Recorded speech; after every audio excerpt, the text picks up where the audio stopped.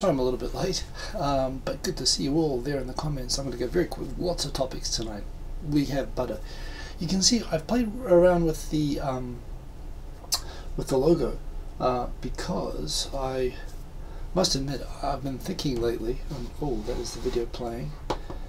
That's a bit Inception-like at the moment, isn't it? Look, that's me. That's not what I meant to do. I meant to go and actually put on the screen overlay over here. So I will do that right now. Apple TV, wrong one. Oh, that's the wrong Wi-Fi. No. Boom. Here. So yes, good to see you all anyway. Channel Ralph, as you can tell, there is a lot of topics tonight, and I really love that logo that Rothschild did for me ages ago. So I actually overlaid it on what I'm using right now, and I think it came out pretty cool. So yeah, let's put this on here, and hang on a sec, just trying to get the right signal. Connected to Wi-Fi. Oh, should have set this up before I got on. Boom. And why is that not working? Hang on a sec.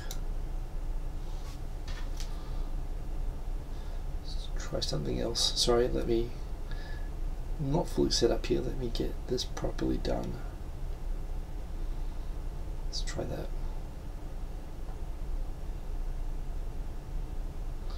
Okay, now let's try screen mirror. That is interesting. If that is the case, I've got that figured out now. Oh, cancel. Oh, it is not linking over. Let me just quickly.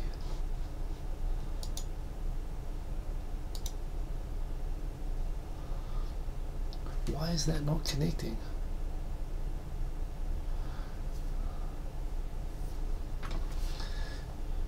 Oh, it's working now. There we go. Air server. Thank heavens. And let's get into the app. So as I was saying, sorry, I've got a lot of topics on today. Boom. Very good to see you all. King and Kodos, first indeed, you're there at 5 o'clock. Tai Nakamura, good to see you also indeed. We've got thumbnail, looks like Charlie Brown with glasses. Somebody drew that for me like 2015, and I did quite like it. So I'm going with it. You know that's coming tonight. We've got Mr. Cody Chap, Stephen Berkeley, Channel Ralph, good to see you. We've got Sergeant Bilko, good to see you. We've got Andrea Momboy, good morning. Oh, that's right, already morning over there.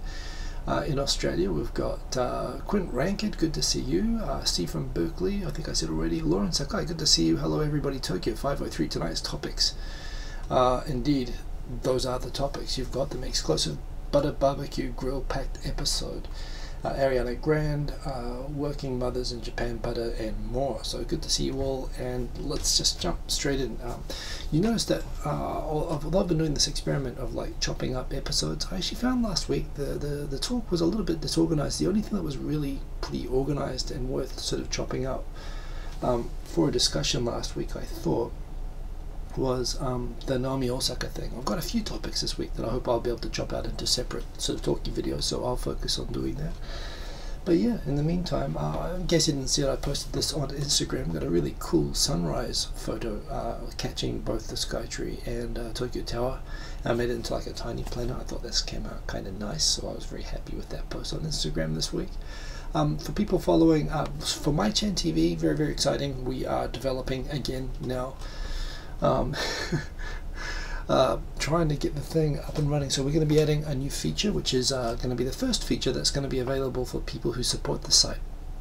So if you become a supporter of the site, we're going to get a feature where you'll be able to control the length of videos that you play. So for example, if you want to if you're, I don't know, cleaning up the house, or you know, washing the dishes sometimes, and I like catching up on long form videos when I do that, you can just set it to watch long videos. Or if you just want to get through and catch up on lots of subscriptions and not get caught on, you know, any long videos, you can actually set it just to do short videos. So we're developing that at the moment. It's going to take a wee while to get in, But once we do that, I'm really looking forward to doing things like hopefully using, hoping that it's successful, that we'll be able to do lots of cool new features actually, including ultimately some sort of a mobile app or something like that. So that's something to look forward to. Yeah, Lauren, I'm just from using it myself, I've been trying to think, what's a cool way to be able to skip ahead and be able to use it more. So probably be if it's done quickly, it'll be a month, but probably realistically about 2 months, and we'll start seeing some movement on that again. And I'm going to start posting regular MyChan TV updates, which I'm going to probably go put this over on the MyChan YouTube channel and get that going again. To see if I can, get people who are interested in watching their subscriptions and keeping up with their subscriptions and not getting behind. So yeah, that's pretty good. Hey, Wei Gaijin, good to see you. So in related YouTube news from this week, which I'll put at the front, probably to fold into this, 2 interesting announcements from YouTube. First one is, you may have seen this, YouTube announced that in addition to putting their new community standards out on content that was, for example, things like the Bird Box Challenge and basically anything that the Paul brothers do, just pretty much, anything that could inspire or trigger physical harm or anything like that, those sort of prank videos and stuff like that, they are all no longer going to be monetized or acceptable. And they've actually gone further than that. They made a follow-up announcement that if you do conspiracy type content or interestingly controversial content, they will allow you to post so that your subscribers and the people who know you, who want to follow you, can see it. But in order, they're going to try to basically deprioritize it in terms of the algorithm and monetization, which means that we all know if you follow the algorithm, if you follow the recommended videos, it's very easy to get into these conspiracy video rabbit holes, right? And they're kind of fun to watch, but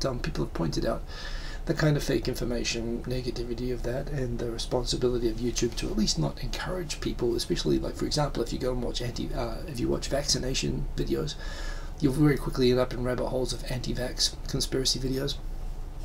That was given as an example by YouTube. So they're tweaking the algorithm to try not to promote that stuff so much. I mean, in fact, there's people like to watch it, so I suppose that's partly why it gets recommended, but it's kind of interesting to see.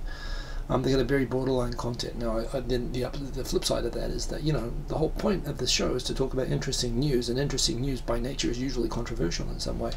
I'm not particularly afraid, but at the same time, it will be interesting to see if it has unintended consequences, but I think they're trying to do the right thing. Another thing that was really, really interesting, and this Creator Insider channel, it's really cool. It's actually run by sometimes YouTube staffers, or seems to be bloggers who are basically working for YouTube. They actually put out updates on what's happening with new beta features that they're testing and ideas for the site.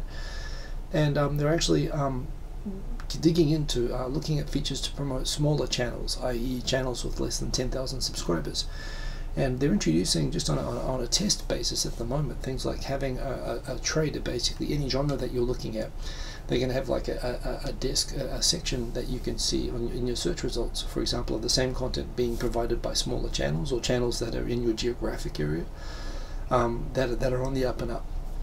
And they're also doing polls at the moment on questions like, for example, particularly on things like mob dislikes, where you get people who, either a single user or a group of users, who go on and just dislike a video without watching it.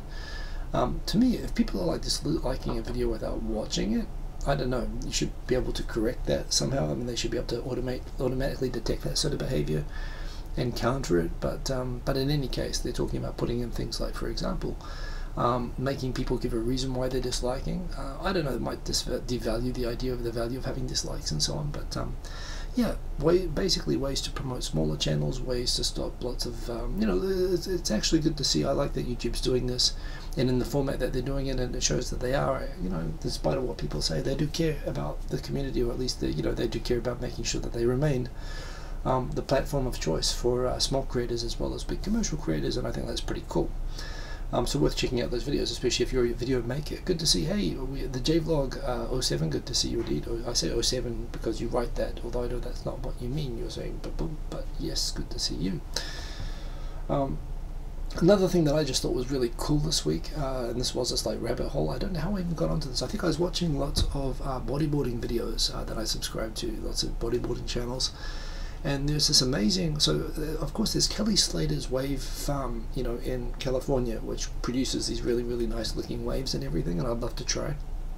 But then I found this thing in Australia, and this is a demonstration. They actually want to make a bigger version of this, but it's really cool. It's like a circular lake which they drop this something like 3 747s weight, whatever that is. It's like 80,000 tons or some crazy heavy weight into a pool, which is contoured in a different way on the bottom to create, you know, fast waves for like basically experts and beginner type waves. But it produces basically chest high, you know, and they're going to go for 8-foot waves with the next version of it across this kind of big artificial lake. It looks really awesome. It's not open to the public right now. It's still only for testing. But for me, you know, if they can do this sort of thing, they should put these everywhere. I mean, I really miss surfing, and for me, I would love to be able to go and do this sort of thing. So I thought that was just super cool. Speaking of the videos from last week, yeah, the Naomi Osaka thing, it did...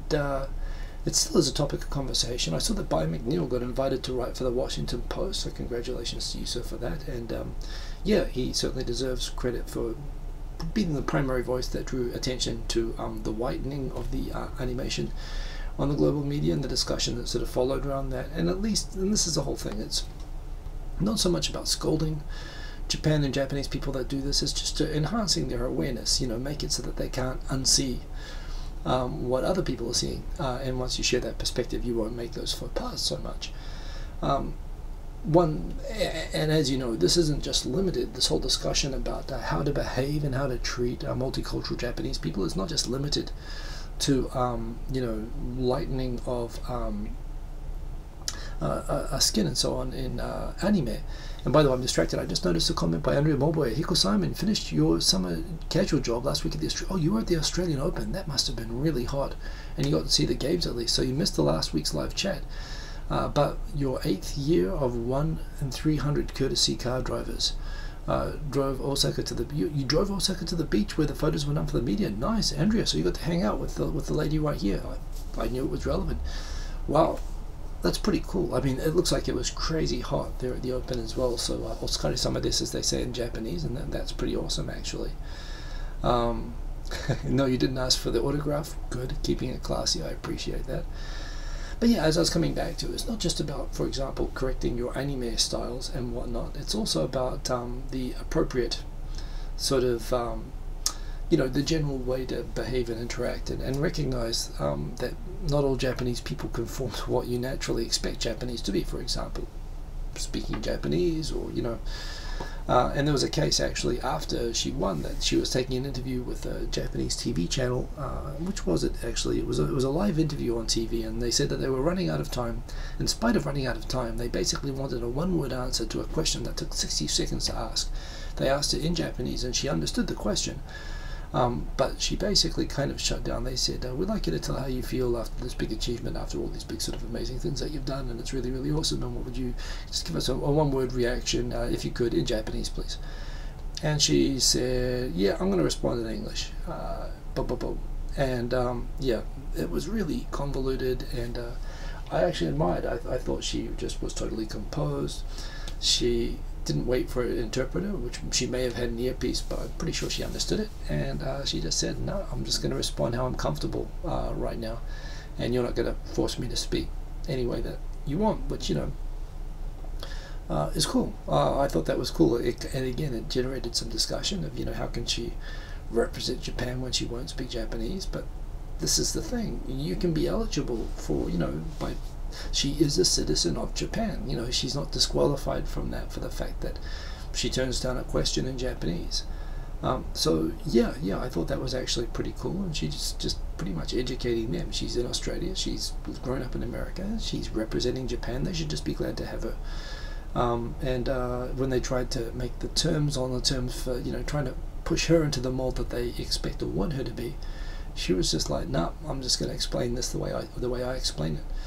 I actually like that. I like that, and again, this is going to be kind of this is something that Japan's going to come to terms with, I think, in the coming years. Just with the idea that yeah, you're going to see a lot more Japanese like her, and they're not always going to conform to the kind of lazy expectations that people have, and, you know, they're going to get burned for doing it. So I like the way that she handled it, like a boss. Go Naomi, that was very, very good. If you saw the and you know what, I've just realized now, I forgot, although I can kind of cheat and I can check this right now. I put up the second episode by Quint Rankett there in the comments. Hey KTL, good to see you. I went and put up the second episode of Japan Business Time After Work, where we talked about how employees are assessed in Japanese companies. So particularly if you're like a foreign employee working in a Japanese company, what goes over well and what doesn't go over well, like particularly things like the attention to detail and the attitude aspects can be really overemphasized in Japanese companies. This sort of which isn't to say that all companies are the same, or all people are necessarily evaluated the same, but just overall the things that generally you have to pay more attention to. Had a really good discussion with Rochelle about that, as well as the sort of common mistakes that foreigners can make that can affect how they're assessed inside Japanese companies. So that was a really good discussion. And episode 3 is going up this week at this same time at 10:30 p.m. Of course, the video will go live as a premiere, so I'll be there in the comments to be able to join live, and it is fun to be able to join with people who are there in the comments. And we've got getting stood up, being tardiness, basically tardiness, and being late in Japan, being on time. It's another fun topic, and we had a great discussion about it. So look out for that this Wednesday evening Japan time, wherever else in the world you are. The series is really great. There's basically 7 more episodes, and please keep tuned. So far we've had the employee performance, and last week of course we had or the week before last now we had communication. Do you have to always drink when you go out with Japanese companies and so on, and we talked about that.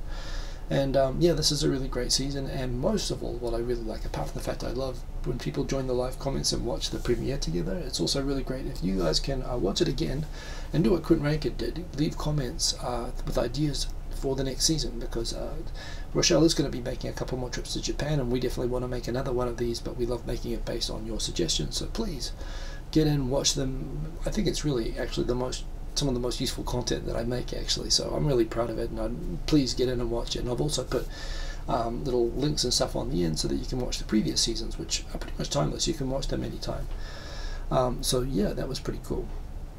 Just another general update on the Ghosn story. There's not a lot happening, but he got 20 minutes with the Nikkei Shimbun where he basically just unleashed in an interview. I believe it was a phone interview that he got, but he basically went and said that the whole thing was his arrest was just a total coup by Saikawa, looking to torpedo his attempts to bring Nissan under unified governance with Renault and Mitsubishi Motors, and basically he says it was a coup and plot and treason and unacceptable, and he just poured hellfire on top of the current CEO of Nissan. He's in jail and is probably going to remain in jail at least until March at the moment. His detention is kind of outrageous, but we've talked about this before. This is just, you don't want to mess with the police in Japan. Not that he did. He didn't even mess with the only way that Gon messed with the police was by pointing out the fact that he appears to believe that he's innocent, which is a huge hassle for the police because it means they have to investigate and do police work. So yeah, I see people talking in the comments there about John McEnroe. John McEnroe, see, this whole thing that it's okay for Serena to act the way that she acted because John McEnroe used to act like that. Well, I lived in Australia when John McEnroe was like big when I was a kid, and everyone thought he was the biggest a-hole in the world, and frankly that's how I took Serena's tantrum, just the same as John McEnroe. Not because she's a woman, she was acting like John McEnroe. That was the problem. Americans seem to forgive him for that, and many seem to forgive Serena for it, and I think it's just nationality, honestly. I could be talking about the wrong point. I'm going to get back into the subjects over here. I might have just said the wrong thing, but John McEnroe, he's a good player. He's a good player when he keeps his mouth shut. He probably would have done better with that whole appeal system that they have now. He was probably right half the time when he was complaining, but he would just completely lose his stuff. Well, which is kind of funny, but not acceptable. So yes. Anyway, so France is continuing to put pressure that it looks like Nissan is going to be merged. Nissan sort of fighting back. Ghosn is in jail. So you've got this continuing on, and the lesson being, certainly if you are ever in a situation with the police, any kind of resistance, you will just make your whole situation worse. The best you can do is really try to cooperate. Case in point, the student Julian Adame, who is basically still in jail 8 months after, well, again, the title here is that it's after breaking a lamp. If you listen to the whole story, they emphasize how afraid he was of the police and how many stories he'd been told about scams or fake police and people claiming, basically he'd fallen asleep drunk in a bar, and when he had woken up they had charged him basically $1,000, $917 on exchange rates for a lamp that he had broken. And when police came in, and basically he sort of apparently he got into a scuffle and whatever, and even then he went back to it. Apparently he was let go at the time, but they took his ID, and then they later came to detain him somewhere else. And when they went to pick him up, he resisted arrest, and apparently he accidentally clocked a police officer in the chin, which he asserts was unintentional. But the point is, over a broken lamp, when he was arrested, he did resist. He didn't trust that these were real police, and somewhere along the line he punched a police officer in the face, and that's probably got more to do with the reason he's still in jail after 8 months than breaking a lamp. But this is the point: when you get into trouble, I mean, I don't understand the idea of punching a police person in the face, like in any country, but you talk about a country where things are particularly going to go wrong for you. I mean, basically, people get detained for decades in Japan. People get like arrested, and well, I say detained, they get jailed and imprisoned based on false confessions and based on whatever, you know, based on no evidence all the time. Let alone when you actually try it on with the police. But certainly, that said, you know, his detention, he still is awaiting his court case, like 8 months, and he's been in jail the entire time. And unfortunately, yeah, I read the story and I see a guy who is making a lot of excuses, but really just acted really stupidly. He's a university student, he was drunk, and he saw police, and he was scared, and he decided to try to fight and run away. And the lesson here is, do not do that in Japan. I mean, I know that there are such, I've heard of such scams existing, but seriously, like, don't even get into a situation where that could happen is kind of the lesson, because nothing good will come of it. And, you know, this is real. You know, don't think, so many people I think in other parts of the world go out drinking every weekend, and they can get into a fight, they can stumble over and break a window, and they'll do that every weekend and almost with no consequences. But, you know, and in Japan as well, I've seen people act like that. I used to be in a rugby club, but I tell you, when it goes bad, and the moment it goes bad is when the police become involved, it's all over. And, you know, please, you should read this story. It's in, of course, my Facebook magazine, my Flipboard magazine, and you should read it just to understand that you don't want to be in this situation ever. I mean, you know, there's no good way out of it. Right. Okay. So of course I had to put this in. Ariana Grande. Really, I'm not a fan of Ariana Grande, of course. I just and I'll be totally honest as well. Shichirin, the kanji that she got tattooed onto her hand, on the inside of her hand. I mean, I write shopping lists on the inside of my hand. If I put a tattoo there, I would just buy the same thing over and over. I don't actually do that anymore. I used to do that. That was kind of a New Zealand habit. Japanese get really disturbed when they see foreigners writing to-do lists on their hand. So it looks like you're tattooing yourself or something. People look at you really strange, and I must admit, I started to get the vibe and I stopped doing it actually. But for whatever reason, she tattooed, you know, 7 rings on her hand.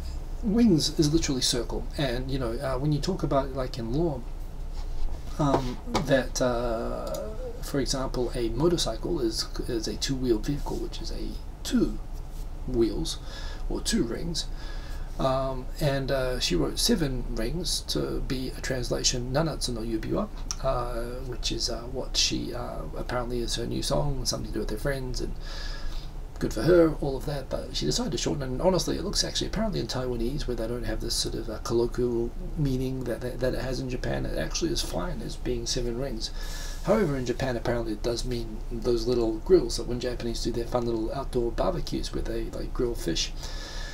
They do cook it on these little throwaway grills, which are called shichirins, apparently 7 rings, which I've never heard. I didn't know the term. I've barbecued with those things before, but I've never really paid much attention to what the word for grill is. Yeah, of course, she did that, and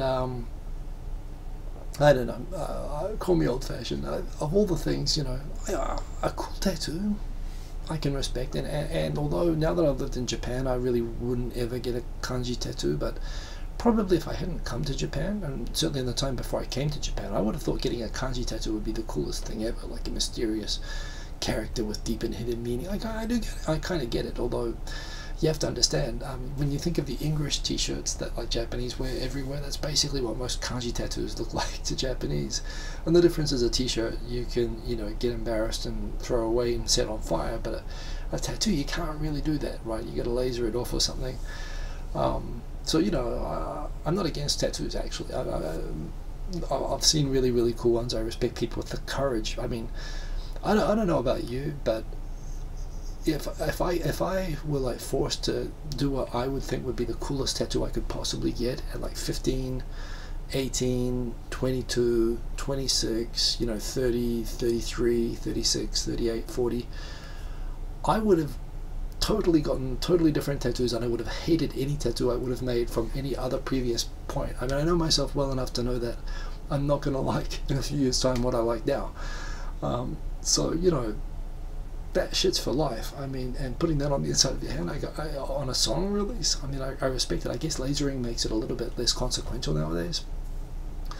But certainly, the two things that often happen with kanji tattoos: one, you have someone who doesn't actually know how to write kanji, so they just literally copy it like a picture, and that can lead to things that look like small things, like strokes and so on, or little gaps and stuff like that, which look inconsequential, but they're very consequential, like from the character perspective. And the other thing that you get is just people who obviously mix it. And if you Google like you know, tattoo disasters or whatever, there's a whole series. I've seen a whole lot of threads of them before. So she did that. It was kind of disturbing. She attempted to own it, saying, you know, hey, she's taking ownership of the world and changing it, baby, and why not? Why not? I mean, to me it just looks like a 7-wheeled car, but this is pretty much what it is.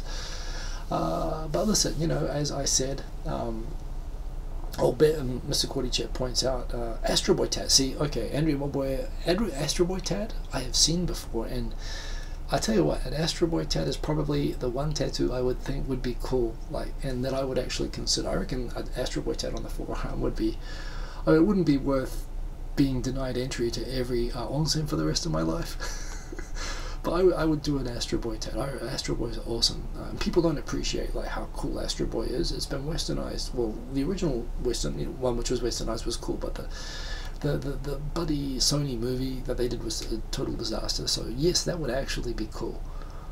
Anyway, more yeah, how do you know me that well? I've been making too many of these. I actually think that's one I think would be cool. But coming back, yeah, I would if I would. I tell you what, if I was going to get a tattoo, an Astro Boy tattoo, would damn straight, that would probably be it. Crap, that's spooky. You got me. So in any case, I certainly wouldn't get that. That's the point. However, you know, as I was pointing out on Twitter, I think she should take ownership of this. I mean, you know, it's Grill. I mean, you know. There's plenty of places she could take this. She's using this to cover her song, you know, her new song, 7 Rings. But of course, I mean, there are lots of classic songs, you know, like I don't know. Just trying to think. There's like I was doing a search on this earlier, but you know, how many? There's you know. Girls just want to have fun, you know, just any song with girl on the title, you can twist it to Grill and do it like a Weird Al Yankovic sort of crossover. She could do a cover where she could just, you know, holler back Grill. You could do endless possibilities here, you know. I say that basically I think that she should own this, or she should just laser that stuff. But that said, endless entertainment from, and let's face it, I'm not really fully up on all the latest Ariana Grande news, but what little I've seen of her is I've seen that she doesn't have a great propensity for making good choices. In fairness, this wasn't really as bad as a lot of the other things that she's clearly should have known better. This is just a bit of a language fail, but yeah. Best of luck, and again, everybody, like the guy who broke the lamp. Japan loves lamp, and Japan loves kanji, and don't mess with that stuff unless you get it thoroughly checked out, and please go along with the police if you ever get into trouble. What do we got next? Oh, this is, so I think I brought this up quickly last week. I'm going to bring it up again because I had a bunch of people mention to me how there have been a bunch of news stories, and I noticed on France AFP News and on BBC they were doing these stories again on hikikomoris. And I saw in the English-French service on YouTube, they had this like 20-minute documentary by this journalist recently returned from Japan with this amazing new phenomenon that's sweeping Japan that everyone has to be careful about, called the Hikikomori. You know, he's speaking like with a Cockney accent until he got to the word Hikikomori, and where for some reason he had to pronounce that with like the most exaggerated. I mean, it's a French TV show, so it's probably not fair to say that it's an exaggerated French accent, but it sounded like an overdone French accent version of the Japanese words. It sounded totally wrong to make it sound even more exotic, and it's this idea they were explaining. Yes, there is this in this increasing isolation of this high pressure, you know, society of Japan. There are these people who never leave the house and they can't face society, and they're afraid of being judged, and the conformity and the pressure and the expectations. And it's something, you know, it's a real disaster for Japan. And they asked, is this something you think that could happen in other countries? And the guy was, yes, sometimes they connect on the internet, and it's starting to emerge even in countries like Europe. Okay. Hikikomori are recluses. They're shut-ins. Every single country, especially developed countries, have always had hermits, recluses, shut-ins, people that can't interact with society. And again, there's always the cultural aspect. There's always like, maybe there's specific dynamics to Japan. I get that. You know, the specific things about the education system, specific things about the society. Frankly, the willingness of parents to continue looking after their kids even 30s and 40s when they are too afraid to go outside, I get that. But social anxiety, shut-in, you know, shut-ins, these are not invented in Japan. Hikikomori is not, you know, this is a totally universal thing, and it's pretty typical, I guess, of global news coverage that they discover something in Japan, like garbage collection. Gomi shushu. Yes, what is this gomi shushu? And they'll talk about like how Japan has this amazing thing where they put out rubbish and people collect it and they take it to the garbage dump. And you know, do they have garbage collection in other countries? And oh, I've heard it's spreading. It's pretty much, I mean, you know, not to diminish, it's a significant problem in Japanese society. It's something that the government, you know, has a specific focus on. I think it's got a lot to do with the type of and particularly in this age where, for example, most parents of the last generation only had like one kid. So most people my age are from one-child families. So there's basically you have these people who cannot look after their parents, for example. They're looked after, you know, their parents don't want to sort of let them go, or, you know, and so they sort of stay stuck, and it has serious consequences, like for a country that doesn't have enough people out working. And is desperate to try to figure out how to address these problems, and trying to figure out how to harness, and you know, there's whole government departments set up trying to figure out how to help Hikikomori re-engage, how to help shut-ins actually function better in society. But the idea that this is an exotic Japan-specific thing is really, really weird. It's one of these things that's just sort of taken off, you know, where I guess the journalists get to sort of feel like they're taking credit for discovering that people can be recluses. Barringer is a recluse, but not rich enough to be an eccentric one, though. Yeah. And as Lauren Sakai says, you know, exactly, everything. I think that's exactly the point. You know, I mean, it's like I was just making fun of. You could exoticize garbage collection. There's a hungry market. I mean, this is partly why I make videos that people watch. You know, whereas I'm pretty sure if I was in New Zealand doing the same thing, there wouldn't be anyone watching. There are people who just have a real interest in Japan and wanting to understand Japan. From my perspective, my desire is to portray the normalness of it, or at least to portray everything. I mean, it's not, even if it's not necessarily normal, to not give a sensationalized view, but to give the perspective of someone who lives here and try to give you a settled, you know, full picture of what's going on here. That's sort of my objective. But sure, there's a lot of people who find Japan really interesting, and this idea that it's like Mars allows people who are willing to take a couple of quick shortcuts the opportunity to pretend that they've discovered something unique, and people instantly believe it, and it's just something that you deal with living here. But yeah, anyway, the whole Ghosn thing is normal. Well, no, it's not. That's part of the reason I'm drawing attention to it. But the fact is that it's not normal because of anything inherent to Japanese society per se. I mean, even by Japanese societal standards, we're highlighting the stories because they're affecting foreigners. But my point always that I always come back to with the Ghosn story and, you know, the I Love Lamp guy is that this shouldn't be normal even by Japanese standards. The fact that, you know, this is and that this sort of thing could happen. I mean, this is a scenario, and it's interesting. You should weigh it up and look at it. On the one hand, people could look at Japan and say, hey, we should be like Japan. We should detain people for months and put them in jail even when they're innocent and have a 99.9% conviction rate, because look at the safety. And you could say that Japan's sort of taken that decision. But on the other hand, you know, are you willing to be one of the people who are in jail and detained like that, you know, where it's not justified? So these are just normal questions that are not anything to do with the fact that Japan's like Mars. It's just the fact that this is just a different angle on questions that exist in every country, and that's how it should be seen and considered. Mr. Kori Chep, good for you. I didn't cover it this week, but there's been the BBC covered a rash of news stories that were also happening in Japan this week about elderly, increasingly, who are living alone and can't look after themselves, who are committing petty crimes deliberately in order to go to prison to be looked after, which is incredibly sad. But yes, indeed. Japan, as a normal country, doesn't sell news. Well, I rely on, I guess, perhaps I rely on the sensationalist sensationalizing Japan to get people interested. And I go for that niche of people interested in the sensationalized stories who actually want to understand what's happening, and I rely on that. So, yes, I'm definitely always going to be minor leagues, but there you go. Oh, no, that wasn't good timing, was it? After that introduction, I had to come to this.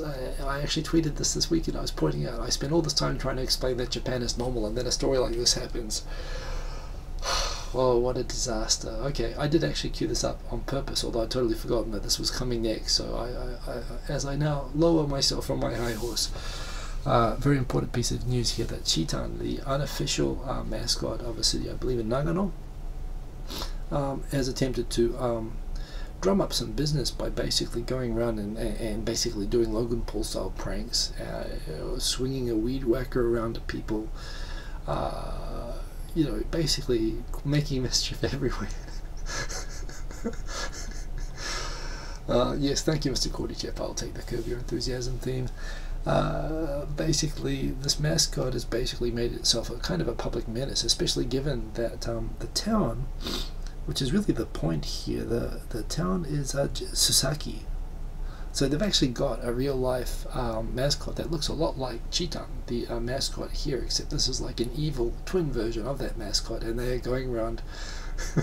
Andrea Mulboy, I see, I've driven her away. Good night, have a good night. I know it's late for you.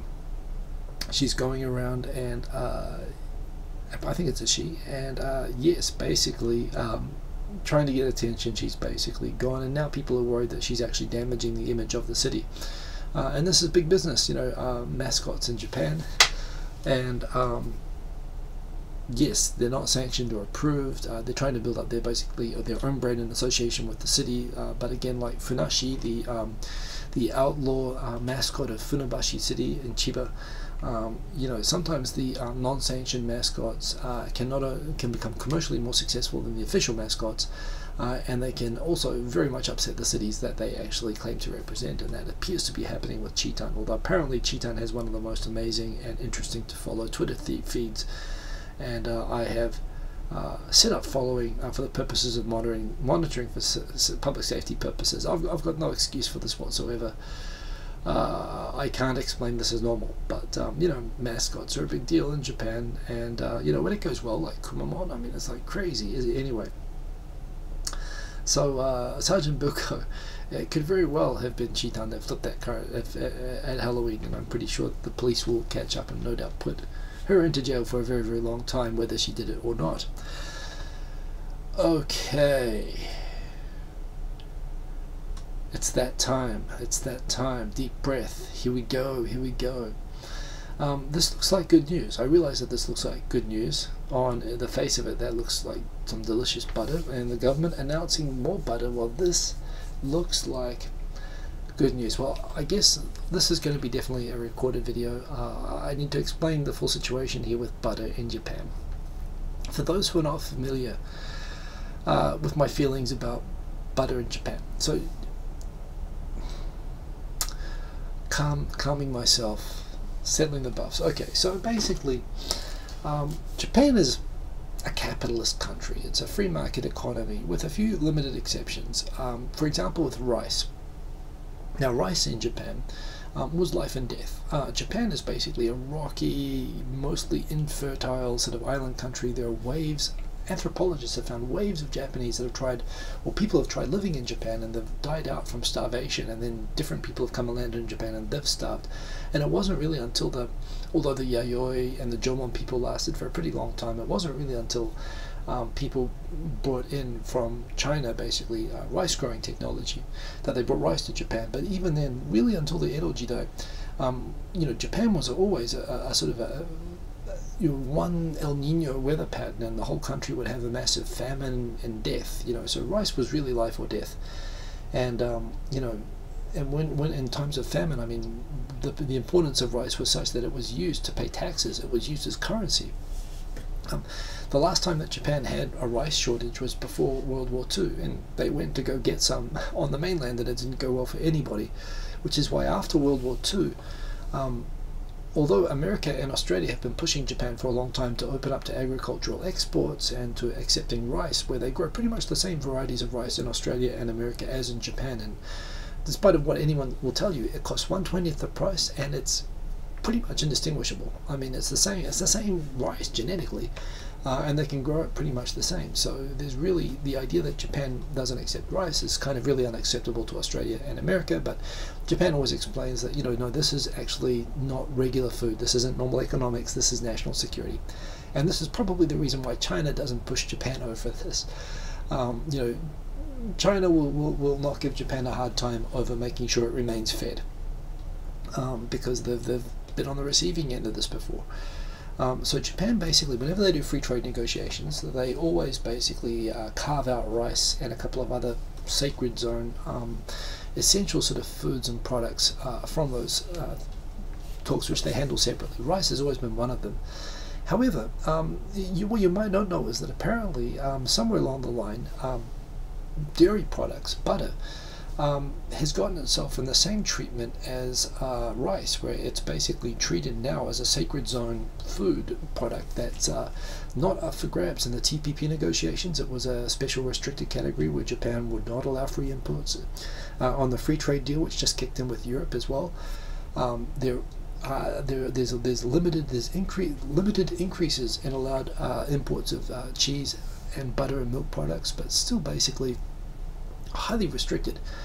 And this is more or less because of corruption. This is more or less because the way that the Japanese democratic system is set up, where you have the geographic-based representation in the upper house, a vote in the countryside is worth 6 to 10 times more than it is in a city like Tokyo. Which is to say, this is part of the reason why Japan hunts whales, because there's only like 3 villages in Japan that hunt whales. No one cares about it, but 3 villages is like they can have 3 different representatives in parliament, where Tokyo with 25 million people will also only have 3 representatives. They carry disproportionate weight.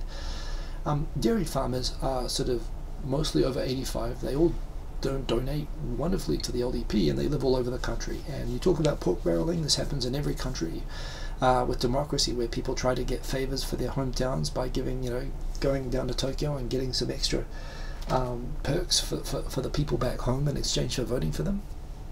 Dairy farmers all over the country have been a very successful lobby to protect Japan from imports of butter. The result of this is that the government basically has taken control of the butter producing economy in order to basically guarantee a fixed, it's a bit like the European Union does as well. They guarantee basically a fixed, very high, stable income for dairy farmers at the expense basically paid for by Japanese consumers, and they block them, they shield them from competition from overseas through basically 2 means. The first is that they prohibit the use of preservatives in milk products in Japan, which basically means that if you want to send cheese or milk or anything to butter or anything like that to Japan, you know, the shelf life of the product is going to be automatically deducted the time it takes to get to Japan, and the fact that you're not allowed to put preservatives into it, which means it's going to be only good for a few days. So you've got that where they sort of sabotage the products up front by not allowing them to put preservatives in, which you'll find in America, Europe, New Zealand, Australia, by default all milk products have preservatives in them. The second thing that they do is they put crazy, they actually put crazy tariffs, and they have really strict quotas. So based on this, basically the Japanese domestic market is totally protected for these elderly farmers to be able to make a killing, and so you'd be assuming, well, they must be making butter like crazy then with all of this government protection. However, what's happening in Japan is that because the system is basically run by the government says how much they're going to pay to each farmer, and they tell them how much to make. This is basically the same sort of system that Stalin invented for food production in the Soviet Union. And it's also the same model of agricultural and economic management used in North Korea. There's this idea that the government knows better than consumers and knows better than farmers how to manage the economic production of butter, because, you know, government obviously knows best, and allow them to be in control to set the prices, to block the imports. And the result is that basically dairy production in Japan, in spite of being a highly sheltered and protected industry, it's collapsing. It's collapsing because the average age in the industry of farmers in Japan is over 85 years old. They're dying of old age, and no one wants to come in and take over the jobs. Japan's had a few unusual years in terms of weather, which basically affected the hay production, which meant that there were starving cows that weren't able to produce enough. We had butter shortages in recent years because there was insufficient hay for the cows. Last year there was an earthquake in Hokkaido which destroyed some of the butter infrastructure, the milk infrastructure. And the result of all of this has been there have been regular shortages in Japan of butter, and yet in spite of that, rather than just solving it the logical way and just allowing foreign butter producers to export to Japan and to allow people to buy Japanese butter the same way that they could buy you know, foreign chocolate, or they could buy foreign, you know, fruit, or foreign apples, or foreign anything else. They don't want to open it up for that, because they know the moment that they open the door to allowing people to import butter, that basically it'll be taking away the protection from an already dying industry in Japan. So instead of that, what they've done every year is two things. They've bulk imported butter from other countries, and they've pulled all of this butter and they've basically shared it out and rationed it to the different milk producing companies that are not meeting their production targets. And in supermarkets, most supermarkets, because of the supply shortage, instituted rationing, where you were not allowed to buy more than one block of butter. Now again, we're living in Japan, the third biggest economy in the world now. China's supposedly overtaken it, if you believe the statistics, and we're coming to that. And you know, the most successful free trading country in the world, and we have butter rationing. A couple of years in a row, you go to the supermarket and you're not allowed to buy more than two blocks of butter. You have to buy one. Literally like the Soviet Union, literally like North Korea, and being managed by the Japanese government in the same way that Kim Jong-il manages food production in North Korea, a country that today still continues to have numerous famines for no good reason whatsoever. We have butter famines here in Japan, literally shortages, and even within the shortages they refuse to allow the millions and billions of butter farmers and milk farmers around the world to just sell their milk, even at a bit of a markup. They won't allow them to just come and sell in Japan. So as a result, the knock-on effects, I mean, were totally disastrous. There were bakeries that had to stop making cookies because they weren't able to buy enough butter to do their baking. Bread shops had to hold back and were rationing bread. School lunches were getting cut because the government basically was setting quotas that the farmers weren't able to produce, weren't able to meet the consumer demand. So they were suppressing the populace from buying butter products and rationing them in supermarkets. I mean, it's like queuing for coal in the freaking 1970s in Moscow. This is like Pyongyang. I mean, Japan and butter is like Pyongyang and North Korea, and Japan has just gone and signed a free trade agreement with the CPTPP, with Canada, Australia, New Zealand, and they still have put huge restrictions on. It's like a 20-year program to just loosen up a little bit the butter things. We've already just also gone into effect from a few days ago, I believe from January 31st. We got the free trade agreement with Europe into place. And even with that, that should be great news. But again, butter has been excluded as a sacred zone product. They've actually gone in, and apparently it's going to be, let's see if I can get that link. It's going to be that 15,000 tons of butter are going to be allowed over a long period of time to be imported at a reduced tariff. But it's still going to be, but everything above that will be at still the high tariff. In fact, there's butter on here somewhere. Just give me a second. They've got like a detailed. They've got a detailed rundown of the provisions. So there's cheese, and so cheese, wine, pasta is all good. Beef and everything also coming in. But for milk products other than cheese, milk powder and butter. They're going to allow a quota of capped at 15,000 tons at a lesser tariff. So they're going to basically allow a block of. So basically, what the government's just announced that they're going to do, when they say that they're going to increase supply 50%, that means that they're going to they're going to basically purchase and import and ration a higher, like a warehouse stock of butter to prevent an undersupply, but they're not going to allow free trade of it. This is going to be a program where they're going to allow a little bit of that contribution to come from European farmers. But again, the country is using a failed Stalinist system of butter production, and it's totally ignoring the fact that it's just got like it has free trade agreements where the whole idea is Japan sells cars and buys butter. That's what the whole idea is supposed to be, and I don't know why anyone would even agree to a free trade agreement. I mean, rice, I get. Rice, that's fine. Although, of course, it doesn't help. I mean, this is the whole point. They're supposedly protecting butter, but there is no butter. You know, they can't make enough of it. This is the point. The economy here, the butter economy here has collapsed. It's like the ostrich economy in North Korea. And yet the Japanese government is still insisting on keeping it going, basically so that they can pay a fixed income to farmers who are basically should be retired and not even working. And this is the other problem, that they can't produce butter efficiently or milk efficiently because they're all small land holdings. They're not large, efficient, productive farms. But yeah, they just want to basically pay these people who support their local politicians an income pretty much until they die, which is probably going to be like when they're over 100. And until then, everyone in Tokyo is going to have to queue to pay overpriced, substandard butter, and this is just going to keep going. It's just kind of nuts. So no, they love their butter Shizentaisu because it is in the sacred zone protected products, and in spite of the fact that the Japanese government is going to allow 50% imports, they're basically going to stockpile more imports for rationing. That's all that it's going to be in order to, but they're not going to allow free trade of it. So it looks like good news, but it's not. It's just a continuation of the absolute ridiculousness of the butter economy here. And yes, I just wanted to do that. I could go on for hours about this, but we're coming up on time and there are other stories. For example, Valentine's Day. So I've talked about this before, and I'm not going to linger too much on this, but this kind of ties into I noticed a flow of stories that I arranged sequentially. So the first one here is, how does Japan celebrate Valentine's Day? Well, that's interesting. There are 3 Valentine's Days in Japan. There is Valentine's Day on February 14. On Valentine's Day, women have to go and buy stuff for men. Not that I ever get anything. Basically, women have to go and get the chocolates, and the idea is that if you get chocolates, you're supposed to give something back a month later on March 14th. So guys have to give Valentine's presents on March 14th, and then you have got like Christmas Eve at the end of the year, which are basically date nights. They're basically nights for boyfriends and girlfriends and going out and buying some stuff and, I don't know, getting some KFC. That's more for Christmas and the love hotels and all that sort of stuff. But it's basically a high pressure date night. But this one is one where it's designed, all the pressure falls on women.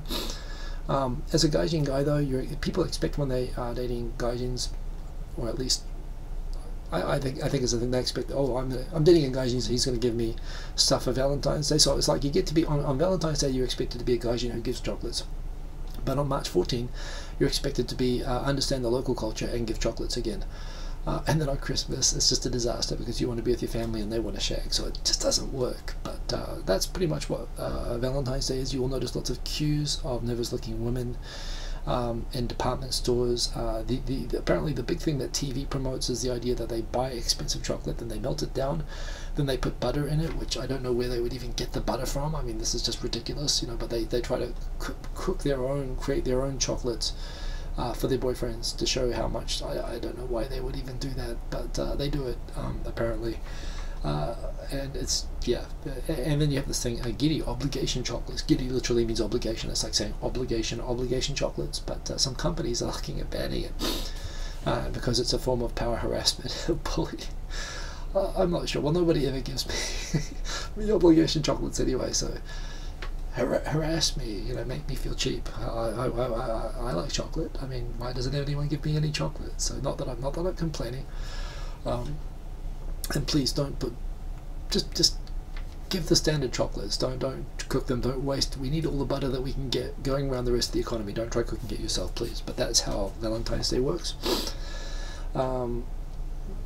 And coming on, although for the many types of harassment that exist, I only just became aware of the obligation chocolate harassment, but more seriously, there is, of course, the government, and you know, this is something that Japan's kind of been famous for. I mean, particularly in the 80s or whatever, people talk about, oh, it's so much better now, which isn't to say that it's good, but it's kind of amazing when you think about the open acknowledgement of how casual harassment. I mean, Japan in the 80s and 90s was like Mad Men. But yet the government's only just started taking statistics on this recently, where okay, so this is a non-profit group that's taken a survey basically of people living around Tokyo between 15 and 49, yeah, and as you can see, men and women both experience it, but particularly women. I mean, nearly 50% of women have experienced unwanted touching or close contact. 20%, 1 in 5, responded to a survey saying that they've been physically assaulted. It actually amazes me that physical assault is twice the rate of verbal assault, and indecent exposure, and so that's basically perverts. 1 in 5 women have had that. So yeah, really interesting here. And this is on NHK. This is an NHK feature. Again, you could argue that this is you know, 20 years too late, but again, some people who think that dining together constitutes consent, you know, relatively high 2/3 think that kissing constitutes consent, but 30% acknowledging that no, consent is consent, and you know, you can't take revealing. I mean, 9% taking revealing. Again, very Mad Men-ish. So this is a problem which continues to exist in Japanese society in spite of that. For the first time pretty much since the end of the war, Japanese female employment in Japan has just exceeded 50%. We've sort of reached a milestone that there's now more women participating in the economy, in spite of the economy not necessarily being totally ready for them, but which is good. The participation is increasing, and this is something where Abe has been a big fan of the idea of promoting Japanese people working more, having more babies, getting more women working rather than relying on immigrants per se, although of course they're increasing the number of immigrants as well. But of course the big problem is that as much as they're trying to do things, and indeed Japan has excellent maternity leave, for example. You get paid vacation of 12 months or 18 months. I think 12 is mandatory, and you can like apply for extend for 18 months, but which is particularly used in Tokyo because childcare often isn't available after 12 months. So there's aspects by which it's good, but at the same time there's no question that women are often penalized. They're still treated, there's discrimination in terms of their passover for career opportunities if it's thought that they can have babies, which is part of the reason why, like in Korea and other countries, women who are seriously interested in working are choosing not to get married because they recognize that it will penalize them. So part of this participation and this increase in participation in the paid economy can be attributed to the fact that women are choosing not to have kids, you know. So it's kind of, the levers are going in these different ways, and of course what the government really wants, I suppose, is a way that people can have the economy can grow and women can participate in the economy and have kids at the same time, and they certainly haven't figured that out, but they have gotten the numbers up this way by basically making adjustments that basically mean that women have to sort of are expected to sacrifice, or not even are expected to. It's a side effect. It's not intended or targeted, but it's basically that the way that the society is that if you want to be taken seriously and have a career in advance, it's often the case that that's not seen as being compatible with having a family, and this is where it's kind of it's difficult. You know, people are expected to work long hours, and that brings me to this article which came up yesterday by Motoko Rich, who is the Tokyo bureau chief of the New York Times. And she did this story basically covering the plight of being a mum and working in Japan. And I've been in roles in my last few jobs where the departments I were in were majority female, and probably of those women, majority of them were certainly mums. Not all of them were mums, but you know, there was a really high proportion, probably more so than not. And yeah, the challenges of that, I must admit, you should read it. It's a well-written article. It does the intro and the lead-in. It does play a little bit into old-fashioned stereotypes of Japan, particularly this idea that Japan is this 1990s, 1980s bubble, hard drinking, long working hours, you know, overpressure sort of work society sort of culture. That is still true in places. It certainly is changing. You know, the idea, it certainly now is more acceptable to be able to go home at 6 o'clock. I try to go home as close to 6 as I can, you know, so I can spend some time with my son in the evening. So that concept is certainly changing, and you do see more and more discussion about dads who, you know, probably up until 20 years ago, it was pretty common for dads not to have any engagement with their kids almost through their whole lives, and you would hear about this being a normal part of Japanese society. When I was being introduced to Japanese culture through Japanese language, that's changing. It's not to say that, you know, it's universally flipped from one to the other, or that it was ever, you know, quite all that bad either. It's really stereotypes. The stereotype is softening, maybe more than this article gives it credit for, but certainly if they find some women who talk about the challenges of meeting the expectations of still an economy where in many industries people are expected to work exceedingly long hours, to spend time going out and drinking and, you know, having those sort of relationships that that men bond over, and to be sort of be one of the guys basically. And it's really hard to balance that when you have a kid, and there's no question here that when people are working lesser hours, when they're going out, you know, going earlier because they are, and this also does come down to the fact as well. One is the fact that the companies still don't really accommodate the culture of corporate Japan is still coming to terms with accommodating the idea of women working and having kids at the same time as working. The other half of it is, of course, for working couples that have kids, there's still a default expectation that the mum who is working is also going to take all the care of the kid. Again, as someone in this situation, myself to some extent, it's something that, yeah, certainly, I mean, in every country you do hear about the idea of, you know, women not getting recognized sufficiently, and it always being a pain point of unrecognized work that somehow women get expected to do by default, and I'm guilty of this. In terms of like my son's schooling, there's tons of papers and materials that they talk about in here. This is a real thing that you have to keep up with the homework and stuff like that. And it takes me a long time to go through it, and my wife goes through it. Sometimes when I ask what's that about, she'll get irritated and say, as if you ever show an interest. It gets, you know, the idea that it's that role's been pushed to her. I mean, this is something that happens apparently even in Japanese families.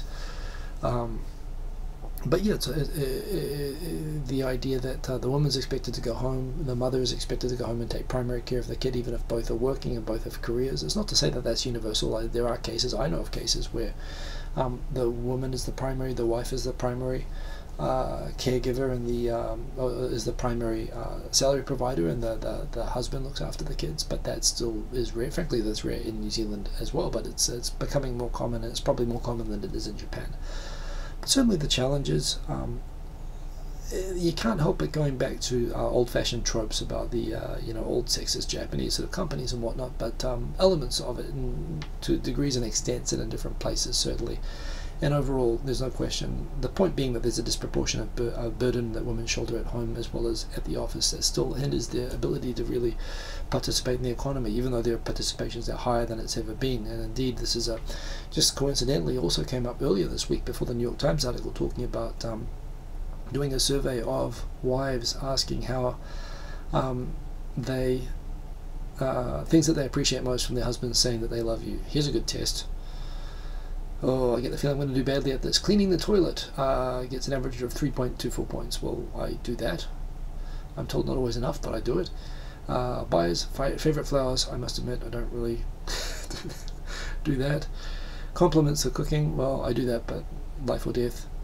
Compliments if she changes her hairstyle. I never noticed that. Cooks for her. Well, I tried date, just the two of them. That doesn't really happen.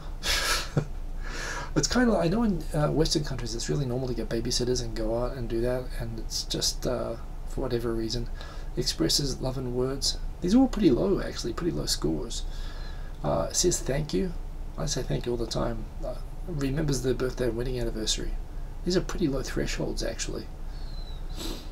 In fact, I have no idea where this data even came from or what's credible. Wow, this is from 1,200. This is from 2016. 1,200 respondents.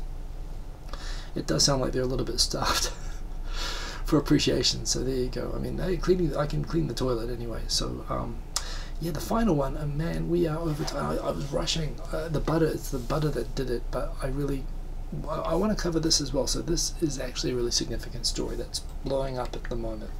And I want to explain it because I kind of had to get a grip on this myself. It's kind of been constantly going on in the background of the news, and I didn't raise it on here because I didn't really think a story about statistics was really sort of sufficient material for this. And it's become so big now that I've got to raise it with you, and I've got to explain to you what's going on. So what's happening is that you know, when Japan announces its GDP, when they set Abenomics, when they set the economic policy, when the Bank of Japan sets monetary easing, they've been printing money like crazy, they're aiming to basically generate inflation in the economy. They want to drive up working wages in order to create a beneficial cycle, basically to reboot the economy, whereas right now people are not spending money and it's causing the economy to continue to decline.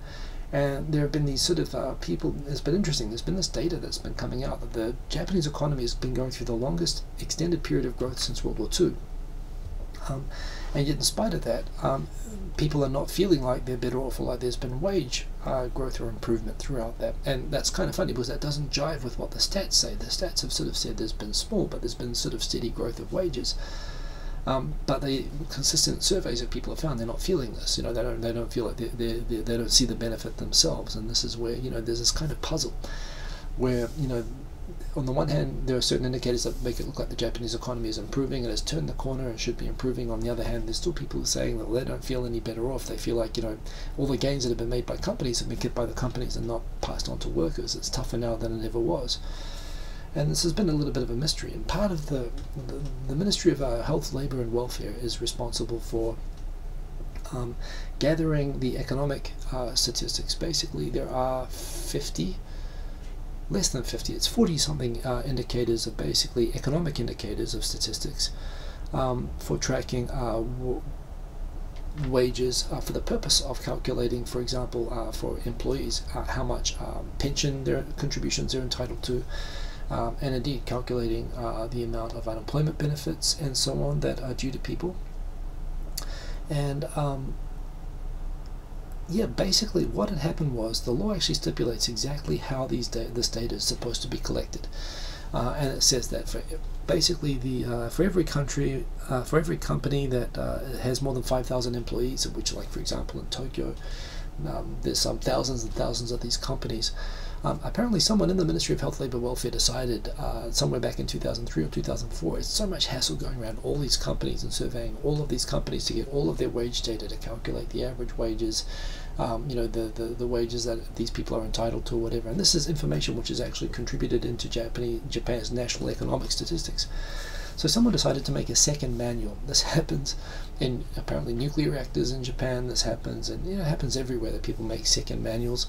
And rather than do the full survey that they're required by law to do, they decided that they would only survey the top third of companies, the biggest third of companies, and they would extrapolate the results of that, multiply it by 3, and make that saying that was statistically reliable. The problem is, of course, that when you just survey the biggest third of companies, generally they pay more than the smaller companies. So basically what was happening was from 2004, they were producing, through improperly carrying out the survey, they were finding that basically people were getting paid on average a lot more than they were getting paid, and they were reporting this as being based on comprehensively surveying all of these, you know, all these companies in the scope of the survey. And it turned out that this methodology that they had been using was producing results that were skewed slightly, but basically always to over-report how well people's wages were, like to say that the average wage was hundreds of dollars, you know, per month more than, well, not hundreds of dollars per month. It was like, if you make it 100 yen to the dollar, it was something like $4,360 was being reported when it was actually $4,300 per month.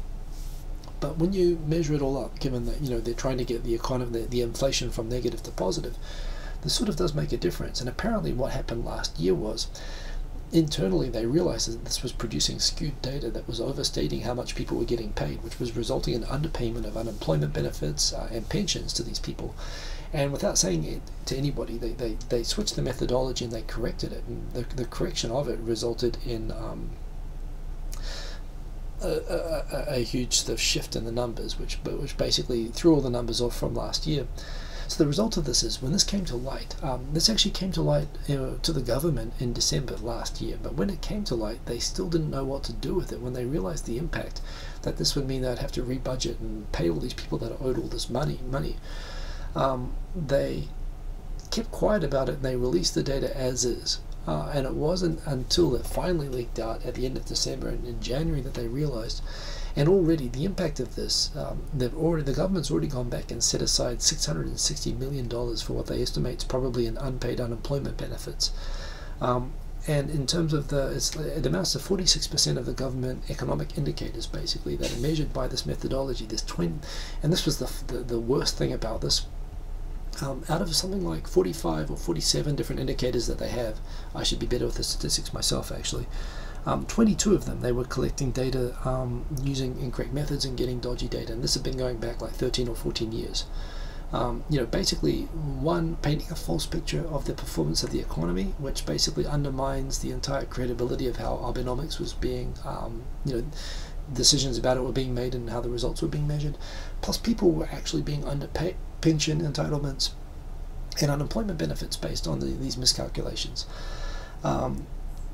The worst part of it is, and these amount to 46% of the total number of indicators. 22 indicators were being done by this sort of lazy methodology that was being dishonestly and knowingly and intentionally covered up by the people who were involved, including one who's just recently been fired. I was joking when they said there's 22, and I was like, well, if there are problems with collecting statistics accurately, maybe they should do a recount. And it turned out they did a recount, and it was actually 23.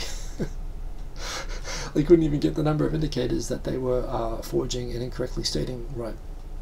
So this has thrown the budget into chaos, in addition to already overspending, still spending wildly more than they currently take in taxes for the government at the moment. Now they have to add on nearly two-thirds of $1 billion basically in back payments due to the improper statistics collections. Among the errors that came to light as a result of people going back and checking the old data, they noticed apparently the Ministry of Health, Labour, Welfare, and the economic indicators that they track, one of them is of domestic condom production. They collect the statistics every month for how many condoms were produced, and apparently, while in a normal month, something in the order of, and let me see if I can get some, 20 million condoms or so are produced on average roughly every month. Apparently in December of 2009, big year, December 2009, big month that maybe you might recall that, apparently just for that month, 475 million condoms were produced. And that is the official economic statistics. And apparently there was this huge spike in condom production, which is apparently based by someone putting a zero in the wrong place and multiplying by 2. So the result is that Japan apparently had this crazy condom explosion in 2009. That again, people just sort of passed out and fed out as economic data. I didn't know that condoms are tracked as standard economic data, but again, this has real impacts. This basically calls into question like the whole basis for the inflationary policy and whether it's worked at all, given that they've been overstating wages for all this time. The fact that people have been short-sold on their benefits, that the government's been basically stiffing people based on using false methodology. It's actually turning into a real storm of a scandal that's probably going to result in the Minister of Health probably having to resign. I mean, the LDP's got such a huge majority that it can't be forced really to make anyone resign. But this is starting to look so bad, and it's having an actual huge monetary impact, on taxpayers. So it's going to actually probably continue having fallout that you should continue following that. She's enticed. Are you saying that you should pack a decade's supply of butter when you move to Japan? Yes, you should. and you might want to pay something to the commissars at the Ministry of Agriculture and Fisheries when you come through the border, so that they look the other way at your capitalist contraband butter as you bring it in.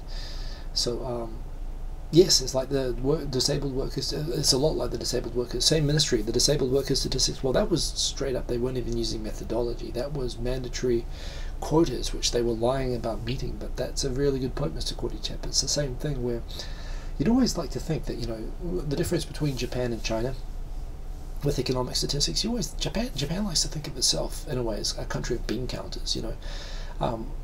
They might, you know, they'll own up to like a small error. It's like with the car. It's like with the car defects. You know, sometimes excluding Takada, but generally speaking, you know, they're pretty good at owning up to small things. You know, at least when it comes out, people will come and apologize, and often they'll overstate, you know, the impact of, you know, when you'd expect something like this, where someone used a wrong statistical manual or whatever, and so not through dishonesty, but just through, you know, maybe going and using a different process or practice, that something like this would come out, and you expect that whereas in China, when they come up with economic statistics, you think, well, that's just the Communist Party just painting numbers that they want to come out, and you can't really trust them. But, you know, they're showing already, like with the disabled workers statistics, that no, people in government who are pretty well trusted to be honest in the way that they do their jobs are perfectly willing to lie straight up about statistics. And there's no hint yet that, well, although the statistics themselves here were not made up, they were following a certain methodology that had a certain rationale to it. When it became clear that this was in contravention of the law, and that this was having an impact of hundreds of millions of dollars and affecting millions of people, there was a campaign, now it's coming out, that the people involved did try to cover it up. So yes, indeed. And Sergeant Bilko, that's exactly it, the condom explosion. I mean, I don't know what that would have factored into, but certainly they were probably blaming that, and not the fact that they were making it easier for women to work and have kids at the same time, as the reason. And who knows, I mean, maybe if they treated, well, no, I don't even want to go there. You shouldn't treat anything the way that they treat butter in Japan. Seriously, it's just destroys the whole economy. So that's it. That's the show. We are way over again. I've done a few too many long shows, but I hope you enjoyed that. And boom, I'm going to cut these up into smaller episodes for posterity, so that anyone who ever wants to understand my rage at butter will now understand, and will be able to see that, as well as the statistics and everything else. So check out for the shorter episodes during the week. Tell your mum, tell your friend that they're good to watch. Check out Japan Business Time this Wednesday, 10:30 p.m. There's a new episode coming out. It is going to be most awesome. And look out, please use my Chan TV, check it out. Keep up with your subscriptions, it's free, that's what it's for. Let me know what you think, and see you next week. Boom, peace. I've got to get these shows shorter so I can get back to making some music. I've got the iPad here and I want to do that, but I just haven't had the time. There's been too much interesting stuff. Butter is the reason. Anyway, have a good night, everybody. See you later. Peace. End stream. See you, Mulberry Pie.